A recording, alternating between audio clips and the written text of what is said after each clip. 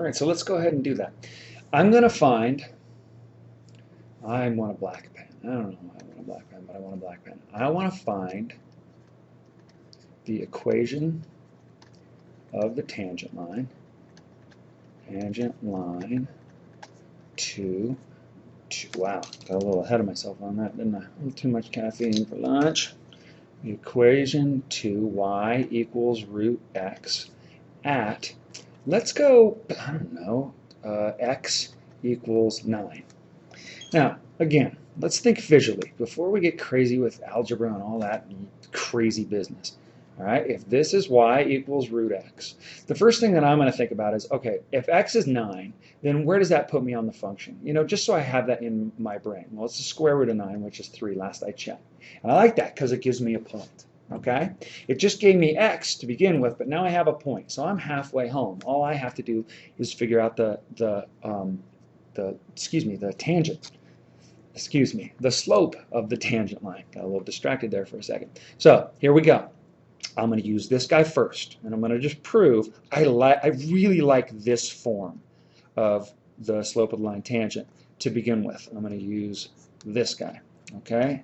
X minus a. Now, the question is what is a?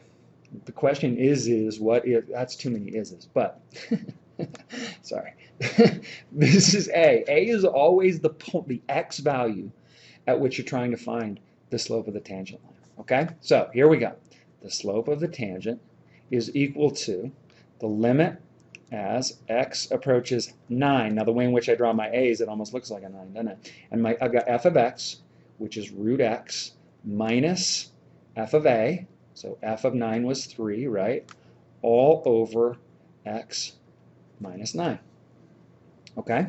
Fair enough? Now, so what do? We plug it in, plug it in. I throw a 9 in here, I get 3. 3 minus 3, 9 minus 9, 0 over 0. Boo, unhappy. Okay, so there's lots of ways that we can do this. If you remember correctly, if I want to, I can multiply. Let's change color pen so we see that we're doing some crazy business here. I'm going to rationalize the numerator, just so you guys can see it again, so you don't freak out if you see it down the road. I'm going to multiply. Let's get rid of this. Actually, let's erase that, just so it's out of our way. I'm going to multiply top and bottom by square root of x plus 3 over the square root of x plus 3, affectionately known as a goofy looking 1. Now, why am I doing that? I don't know, because it might help me out. Let's see what happens. If I multiply this times this, that's a difference of 2 perfect squares, so I'll get the limit as x approaches 9 of x minus 9. Ooh, I'm already getting happier. You see why? Because I'm going to cross out that x minus 9 in the denominator, which was giving me fits. It produced the 0 in the denominator. 0's in the denominator, bad. So I got root x plus 3. Cancel. Thank you for playing. And I end up with the limit as x approaches 9 of 1 over root x plus 3.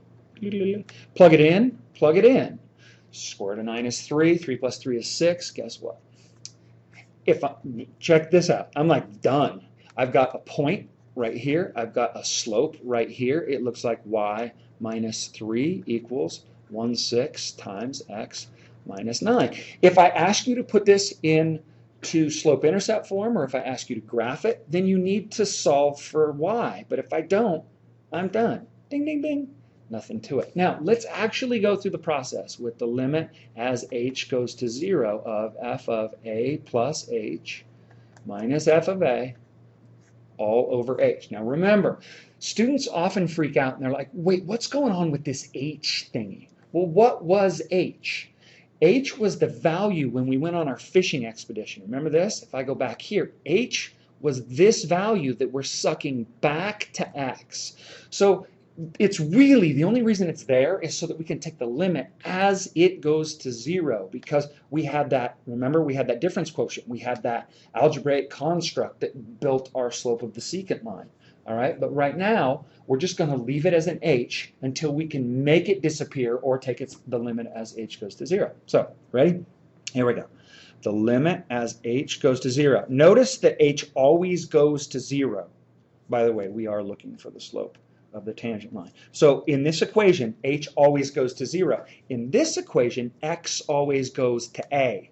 And that can be the source of some frustration and confusion for students as well. So you got to figure out a way to keep those separate. All right, so this is going to look like, I'm going to write this out longhand.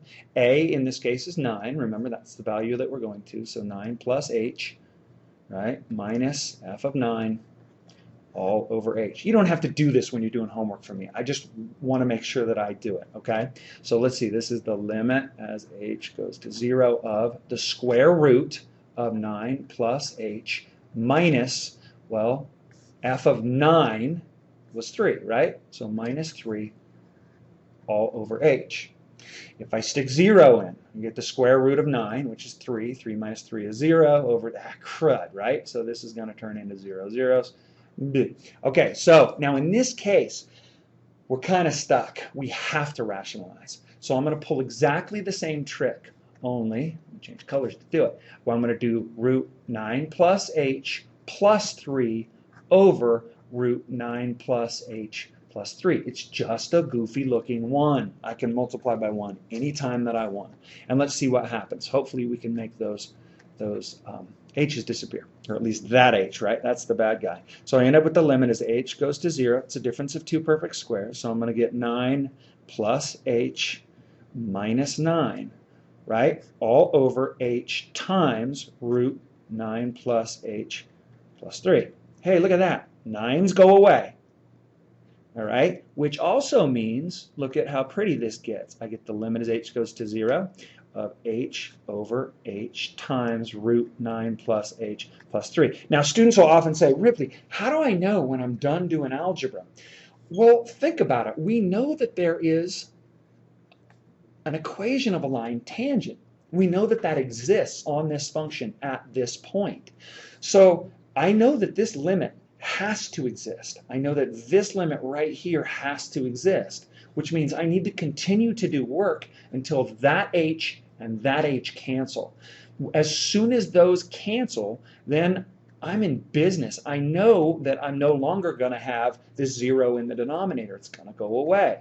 All right? Or it's going to be there and I can't get rid of it, and I just realized that the slope of the tangent line is infinity, so it's going to be a vertical tangent line. All right? So if I do 9 plus h plus 3, if I plug in 0, I get the square root of 9, which is 3 plus 3, and same exact thing. Isn't that awesome?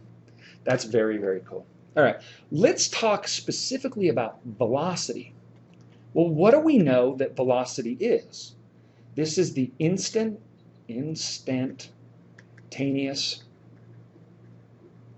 rate of change of position, right? Well, we know that instantaneous rate of change is actually the slope of the tangent line, right? So if I'm given position, these are typically written as x of t, s of t, you'll hear them y of t, things like that. I mean, you'll see all kinds before everything. So sometimes you see this as d of t, where it's representing like a distance. Then I know that if I want to find the velocity of any one of these, if these functions are representative of a position of a particle, then I know the velocity at any point A can be written as the limit as as t approaches A of any one of these. To keep it simple, I'm going to do s of t. All right? So this is going to be s of t minus s of A over t minus A. I could also write this, if I wanted to, I could write it as the limit as h goes to 0 of s of A plus h minus s of A all over h. Remember, these letters, whether they're f's, s's, y's, d's, who cares? They're chosen arbitrarily. They're chosen just really to differentiate one function from another. So don't be afraid to see an S. Just realize that these guys right here, all of these equations, sorry, I'm changing colors on this thing. All of these right here are position. And the instantaneous rate of change of position is velocity. Isn't that awesome? All right, good times. Now, let's make sure that we understand what that means. If I'm given I'm going to change this up. Yeah, no, let's call this s of t. If I'm given a function, s of t, all right, and I can figure out what the slope of the line tangent to s of t is, so that I'm going to call this point A, comma, s of a. So this is the position of a particle, right?